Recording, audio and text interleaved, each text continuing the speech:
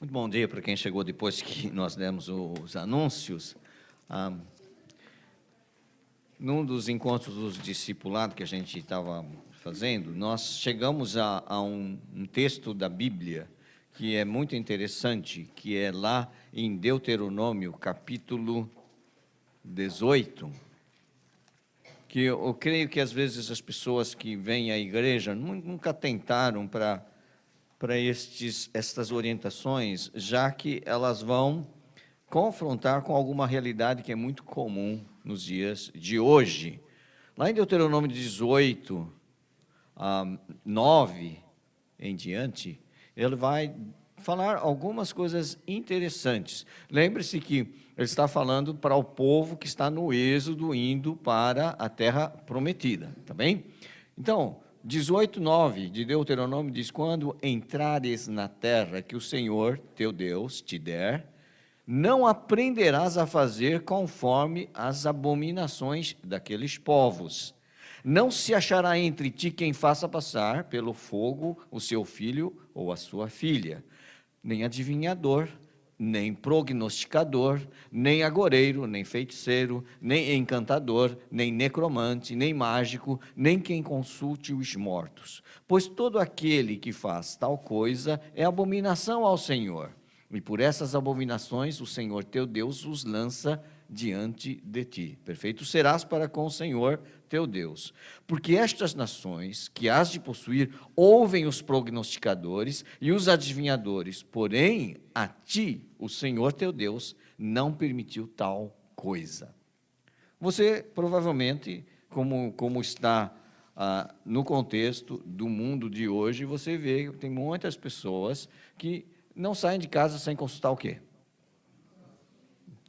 Então está aí, né?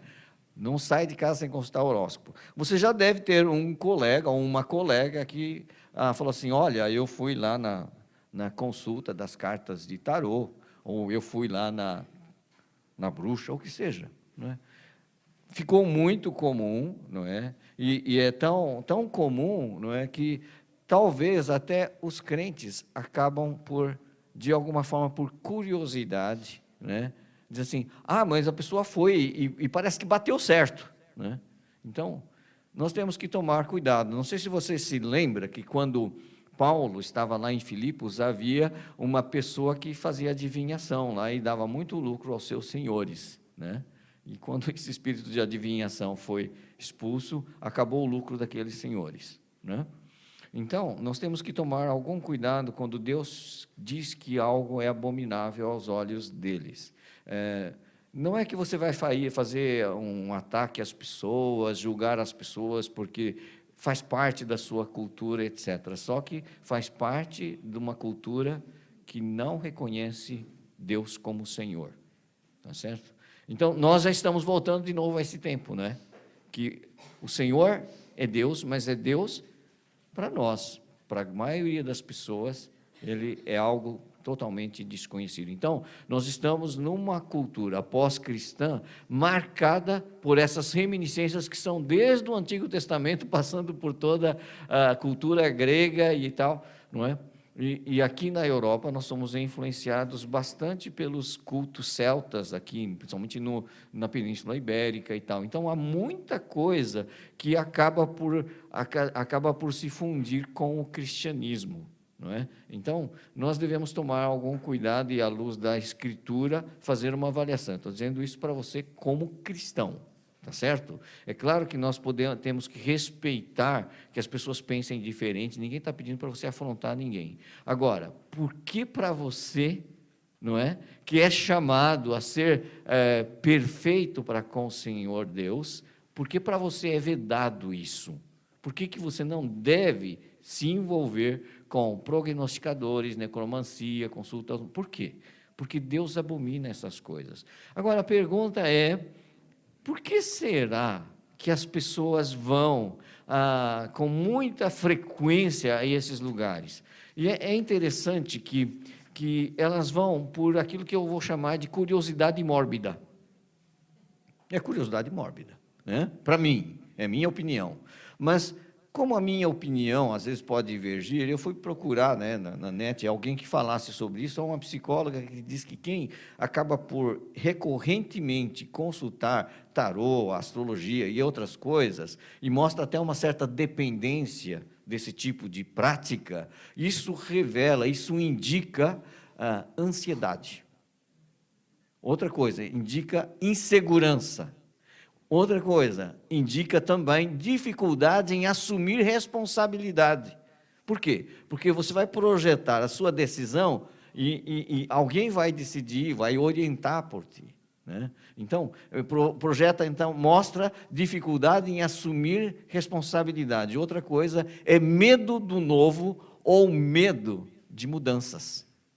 Olha, todos nós temos alguma ansiedade, não temos? Todos nós padecemos de insegurança em algumas áreas. Todos nós queremos nos evadir de assumir responsabilidades. Isso é uma tentação, não é? Se der errado, então a gente não está lá, não é? Então, veja bem, e todos têm algum receio em relação ao novo, ao desconhecido ou à mudança que se avizinha. Consequentemente, todos, de alguma forma, podem ser tentados a recorrer a esses artifícios que estão por aí, não é? Mas por que Deus abomina isso para você que é do povo de Deus? Por que Ele abomina tanto estas coisas? Porque isto revela que você não confia no Senhor, seu Deus. Isso revela que você não confia que o eterno Deus, Ele é bondoso e amoroso, e é pai que cuida dos seus filhos. As minhas filhas, quando eram pequenas, elas ficavam perguntando, amanhã, pai, nós vamos ter isso, amanhã, não sei o quê. Não, porque sabia que o pai estava ali, não é? Deus é pai, e Ele sabe o que você precisa, mais do que você até. E sabe aquilo que você não precisa, que você quer muito, também sabe, não é? Sabe, algumas pessoas, por exemplo, foi uma pessoa que foi entrevistada pela repórter que fez esta matéria no jornal, ela disse assim, eu não consultava essas coisas até que sofri uma desilusão amorosa. Sabe essas coisas? Mexe muito quando mexe com a questão afetividade, gera uma ansiedade, por que fulano me deixou, ou será que aquele fulano é para mim ou não? Quer dizer, a pessoa fica realmente mostrando ansiedade, insegurança, uma série de coisas presa fácil para respostas fantasiosas. Nós devemos tomar cuidado. E não é porque certas coisas coincidentemente deram certo, é que a pessoa é balizada mesmo, isso aí não falha. Cuidado, cuidado. Não é? Não, essa coisa parece ser boa. Até o demônio se transforma em anjo de luz, não se esqueçam disso. Agora, por que Deus abomina para você que diz que é crente? Porque você tem que confiar nele. E sabe, o cristão não é chamado a ser irresponsável. Atenção, você tem que ser previdente em relação ao futuro, você tem que trabalhar. Eclesiastes 11:6 diz que você tem que semear, não repousar, tem que trabalhar. Mas o fruto do trabalho vem do Senhor.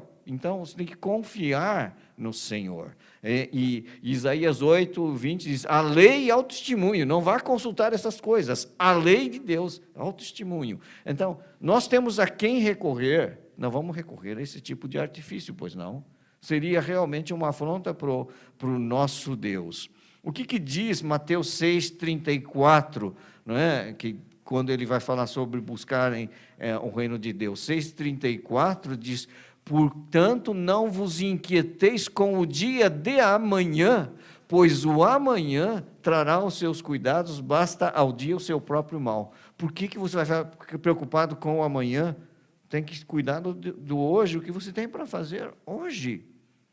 Está com medo do futuro, mas lembra que o futuro não é segredo para o Senhor, porque Ele é um Deus eterno. O futuro não é segredo para o Senhor. Ele já está lá. Ele já está a tratar de coisas que você no presente está até meio preocupado, mas Ele já está lá. Ele vai adiante de ti. Então, não precisa saber aquilo que Ele não revelou.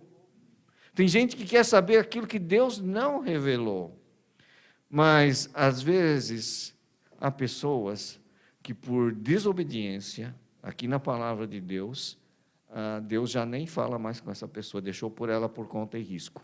Ela não quis ouvir Deus, não quis obedecer Deus, e Deus, que personagem foi consultar uma mulher que dizia que fazia consulta aos mortos? Que personagem da Bíblia, lembram? O rei Saul. O rei Saul. Aliás, o Saul tinha uma postura que era muito bíblica, que ele exterminou do reino todo esse tipo de prática, mas ficou uma reminiscência, ele não fazia o trabalho muito como devia fazer, ficou lá. E quando ele teve que enfrentar uma batalha contra os filisteus, ele teve medo. E o medo é mau conselheiro. Ele ficou inseguro, teve medo, ele tentou consultar o Senhor, mas como o Senhor já tinha se apartado dele, ele não teve resposta. Ele falou assim, bom, então eu vou ter que procurar pelos meus meios, outros meios, e então ele falou assim, alguém sabe aí se tem alguém que faça esse trabalho? Descobriram lá que havia uma pessoa que fazia esse tipo de trabalho em Endor, e ele foi lá falar com a mulher. E sabe qual foi a consequência disso? A consequência disso aparece em Crônicas, eu vou ler para você, 1 de Crônicas, capítulo 10, versículo 13. Cuidado que tem muita gente que no mundo vai falar assim, eu fui lá, a pessoa leu a minha mão, leu as cartas, leu o horóscopo, tinha lá um cristal, deu tudo certo, bateu tudo certo, olha, agora quando tiver, eu vou lá. Não é porque dá certo, porque tem gente que dá pelo torto, e Saul deu pelo torto. Olha só, 10, 13, 1 de Crônicas 10, 13 diz, assim, o que aconteceu com Saul? Morreu Saul por causa da sua transgressão, cometida contra o Senhor, por causa da palavra do Senhor, que ele não guardara. E também, por quê? Interrogaram e consultaram uma necromante. Consequência. Então, quando uma pessoa diz, eu fui, deu certo, olha, está tudo maravilhoso, desconfie, porque a palavra de Deus, que até o rei Saul foi, deu pelo torto e ele morreu na batalha. Consequência. Sabe, você crente, lembre-se que o salário do pecado é morte. Não se esqueça disso, não brinque com essas coisas, porque você vai estar mexendo com coisas do oculto. Mantenha sua confiança no Senhor. O Senhor é bom. A vontade dele é boa, perfeita e agradável. Não se preocupe. O amanhã pertence ao Senhor. Sabe? Não fique tentando adivinhar o que vai acontecer o amanhã. O que Deus tinha para revelar está aqui. Entre Gênesis e Apocalipse, ele revelou a sua vontade. Aquele que sabe que deve fazer o bem e não faz, nisso está pecando. Preocupe-se em fazer o que você sabe que deve fazer. O que não sabe, Deus vai trazer a seu tempo. Não precisa preocupar-se com o amanhã. Ele sabe, ele já está lá. Então, meus queridos, é assim, nós temos que aprender. Aquelas pessoas que até espiritualizam a sua curiosidade, não é? Tem gente que está tentando marcar o dia, a hora da volta de Cristo. Para que isso? Se ele disse claramente que ninguém sabe, não é? É da competência do Pai. Por que a gente tem que se preocupar com algo que não é da nossa competência? Já viu que seitas estabelecem dias que Jesus Cristo viria e esse dia passou e aí depois ele não sabe aonde põe a cara e inventa uma outra teoria para cobrir aquela que falhou? Percebe isso? Então, sabe, meus queridos, Jesus deixou muito claro a respeito disso em Mateus 24, 36, é só para você ter uma ideia, porque tem muita gente que perde muito tempo com cálculos, pegando lá em várias coisas, para tentar decifrar um enigma que não devia se preocupar, não é? Sabe por que o Senhor diz sobre isto, não é? Mas a respeito daquele dia, Mateus 24, 36, de dia e hora, ninguém sabe, nem os anjos do céu, nem o Filho, senão o Pai. Pronto. Se nem o Filho sabe, por que eu tenho que saber? Mas tem gente que vai atrás destas coisas. O que você tem que saber é que Ele virá. E o que você tem que saber é que bem-aventurado é o servo que, quando o Senhor vier, achar fazendo o que deve fazer. É isto que você tem que estar. Que o despenseiro é importante que ele seja encontrado fiel. O resto não interessa. Você não precisa saber quando ele virá, mas sabe que está perto. Sabe que cada dia está mais perto. Sabe, uma coisa você tem que saber: ou o Senhor virá, ou Ele te chamará. E isso Ele determina quando será. Tu não sabes, nem tente adivinhar. Isso é com Ele. Se Ele quiser te revelar, Ele vai falar ao seu coração, vai confirmar pela palavra, pelo povo de Deus que crê e vive a palavra e leva a sério a palavra. Agora, cuidado com essa dependência de oráculos, de profetas, de adivinhos, de cartomantes. Cuidado com isso. Confia no Senhor. É o que você precisa. Sabe, a gente sabe que os dias se aproximam, mas a orientação para nós não é descobrir a data, o dia e a hora, e marcar no relógio e dizer, bom, então se vai vir aquela hora eu estou tranquilo, porque antes eu posso fazer o que... Não é assim. É por isso que nós devemos estar sempre pensando que o dia se aproxima. O que nós devemos fazer hoje é o que o autor de Hebreus, capítulo 10, versículo 24, diz: consideremo-nos, Hebreus 10, 24, também uns aos outros para nos estimularmos ao amor e às boas obras. Não deixemos de congregar-nos como é costume de alguns, antes façamos admoestações e tanto mais quanto vedes que o dia se aproxima, embora eu não saiba o dia exato e nem a hora, mas que está próximo está. Mais hoje do que ontem, mais hoje do que nunca. Então, se está próximo, eu tenho que não deixar a comunhão do povo de Deus, mas admoestar, exortar e encorajar-nos mutuamente. Ponto final. Agora, quando, como? Deus, Ele sabe. E Ele tem um tempo certo para todas as coisas. Agora, pastor, é verdade, né? As pessoas do mundo, se elas estão ansiosas, elas correm esse artifício e dizem que está tudo certo, está tudo bem. E eu faço o que então, pastor? Ore, meu querido, ore. É o que a palavra de Deus diz em Filipenses 4, 6, não é? Não andeis ansiosos, Filipenses 4, 6, de coisa alguma. Em tudo, porém, sejam conhecidas diante de Deus as vossas petições pela oração e pela súplica com ação de graça, com ações de graças. Ou seja, você também padece de ansiedade? Padece. Você tem medos, receios, inseguranças com a mudança que pode acontecer? Não tem problema. Você tem algo melhor. Você tem a Deus. Então, eu falo assim, em tudo, em vez de você andar ansioso, em tudo porém sejam conhecidas diante de Deus as vossas petições, pela oração e pela súplica com ação de graça, com ações de graça. Ou seja, você ora, pede e agradece, porque você confia que está em boas mãos. Porque se as coisas, seu futuro, o que vai acontecer amanhã, está nas mãos de Deus, está nas melhores mãos que podiam estar, porque Deus é o seu Pai. Ele sabe o que tu precisas, mais do que tu mesmo, e sabe o que tu não precisas, que tu queres tanto, mas não vai te fazer bem. Lembre-se disso. Não é? E sabe o que Deus dá em lugar da ansiedade? E a paz de Deus, que excede todo o entendimento, guardará o vosso coração e a vossa mente em Cristo Jesus. Ok. Então você já deu cabo da ansiedade. Por quê? Porque no lugar da ansiedade, Deus coloca a sua paz. Não é um paliativo, não é porque um guru falou, um profeta falou, mas porque Deus trouxe a paz que excede todo o entendimento. E é isso que nós precisamos, mais nada. É por isso que Deus abomina quando eu uso artifícios tão baratos, tão abomináveis aos seus olhos, que revelam que eu não confio de fato nele. Não confio na sua justiça, não confio na sua bondade, não confio no seu amor, não confio que ele tem cuidado de nós. Como Pedro disse, lançando sobre ele toda a vossa ansiedade, porque ele tem cuidado de vós. E não tem ninguém melhor do que Deus para cuidar de nós. Eu gosto sempre de lembrar, meus queridos, que Pedro era aquele que traiu Jesus, que se acovardou. Mas esse Pedro, ele aprendeu que podia colocar os seus medos e ansiedades para Deus. E é por isso que ele diz, lance sobre ele toda a ansiedade. Esse mesmo Pedro que negou Jesus, depois, num segundo momento, quando ele aprendeu essa lição, quando ele foi cheio do Espírito Santo, e ele foi preso. Em Atos capítulo 12, Pedro está preso. E Herodes queria executá-lo, como já tinha feito com outro discípulo de Jesus.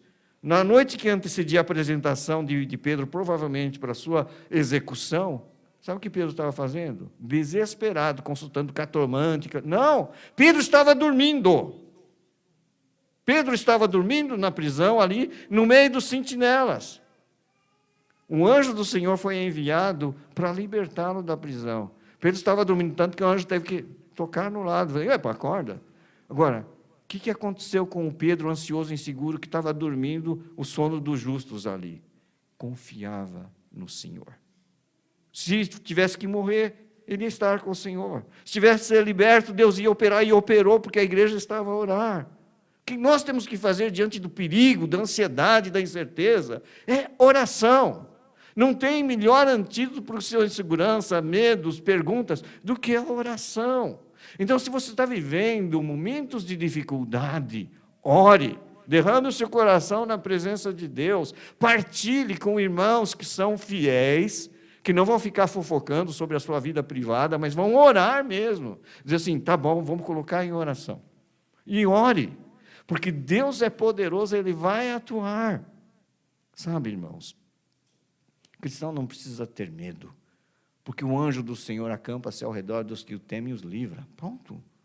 O cristão tem que estar pronto. Mas é normal você ficar ansioso, porque, olha, eu vou mudar de emprego, não sei o que vai acontecer. Meu chefe será bom, será mau, o ambiente é bom. Não importa. Se Deus abriu a porta, Ele vai contigo. Não importa. Eu mudei do Brasil para Portugal. Olha, vai passar por choque cultural? Invariavelmente vai. Vai ter dificuldade? Vai. Estou falando porque já tenho 22 anos de dificuldade, então pronto. Mas tem 22 anos de bênção e da solução que Deus dá na sua graça e no seu cuidado. Não é? Sabe, irmãos, é assim. Deus não falta com os seus filhos. Não tenha medo da mudança. Se Deus é que está proporcionar, atenção.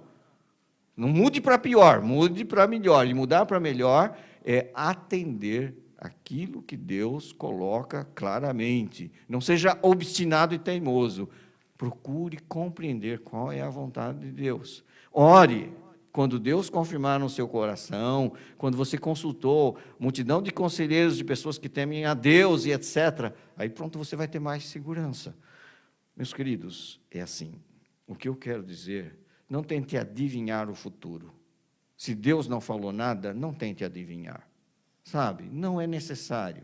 As coisas que Deus ainda não mostrou claramente, é porque mais para frente vai chegar, tudo tem a sua hora, tudo tem o seu momento, entrega a sua ansiedade para o Senhor, no tempo certo, Ele vai mostrar, Ele vai esclarecer, a sua ansiedade não vai fazer com que o relógio de Deus ande mais rápido.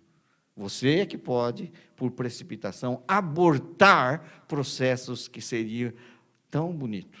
Então, não peque nem pela precipitação, nem pela excessiva procrastinação.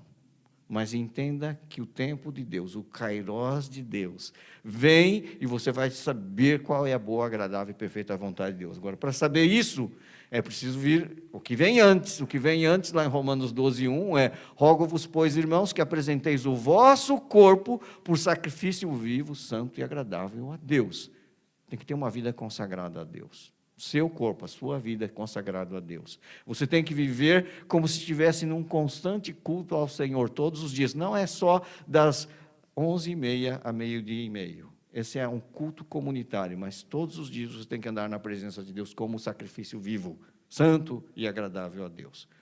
Sabe? E ele diz mais: e não vos conformeis com este século. Não vá na onda do modismo deste mundo. E isso inclui essas coisas, esse modismo todo de ficar procurando respostas aonde não as há efetivamente, não é? Não vos conformeis com este século, mas transformai-vos pela renovação da vossa mente. A sua mente tem que ser mudada. O problema é aqui.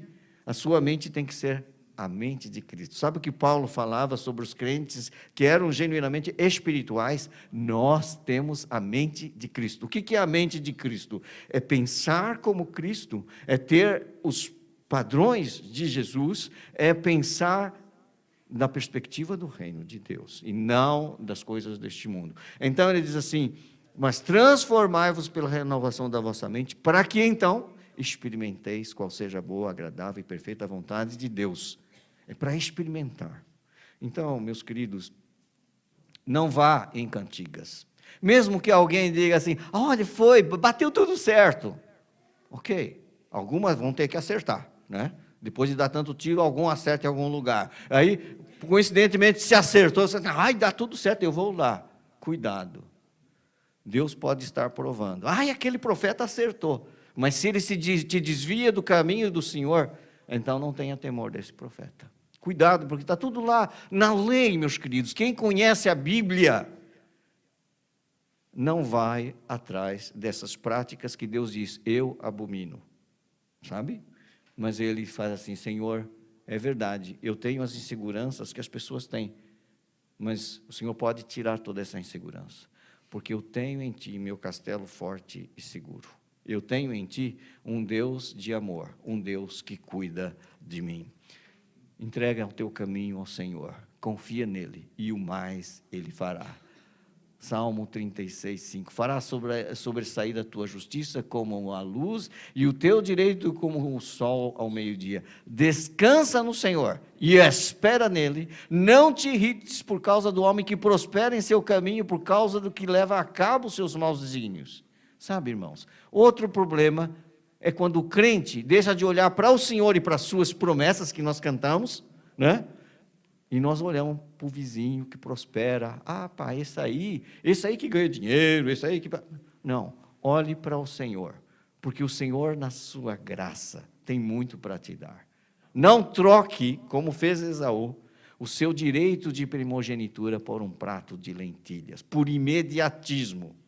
Esaú estava com fome, seu irmão estava lá fazendo lentilhas e ele não tinha caçado nada. E aí o irmão, muito esperto, você conhece o Jacó, né, o seu plantador naquela altura, diz assim, olha, eu deixo você comer o prato de lentilhas, mas primeiro eu quero o seu direito de ser o filho mais velho. Ele falou assim, para que me serve a primogenitura? Eu quero logo comer. Imediatismo, que é satisfação imediata dos seus apetites, você é presa fácil de Satanás. Você é presa fácil de quem quer usurpar aquilo que Deus te deu. Não deixa. Não troque o seu direito de primogenitura por um prato de lentilhas. Toda vez que a gente cai nessas armadilhazinhas, nós nos tornamos presa de Satanás. Aí você não sabe porque Deus não atende mais as suas orações, por que as coisas já não correm bem, por que você já não se sente bem na igreja, por que você não quer mais louvar a Deus e ler a Bíblia. Deu espaço para o inimigo. Sabe o que você faz? Senhor, eu meti a pata na poça, eu não devia, eu fiz o que o Senhor abomina, perdoa-me, lava-me, livra-me dessas influências malignas na minha vida e ajuda-me a confiar somente no Senhor, sabe? Para que Deus te livre de toda influência maligna, que através dessas brincadeirinhas que parecem inocentes, acabam estragando a tua vida espiritual e subjugando você. Confia no Senhor. Entrega o teu caminho ao Senhor, confia nele e o mais Ele fará. Descansa nele. Deus tem o tempo, Deus tem a resposta, Deus tem a hora. E nós confiamos nele, porque Ele é bom, Ele é justo. As suas misericórdias não têm fim, elas se renovam a cada manhã, e até na segunda-feira brava que você tem para enfrentar, as misericórdias de Deus vão se renovar. Você vai se sentir fortalecido e renovado. Senhor, tudo posso, porque o Senhor está comigo. Que Deus nos abençoe, que nós continuemos a confiar tão somente nele. Ele é digno de toda a confiança, porque Deus é fiel. Amém? Vamos terminar cantando Confiar em Ti.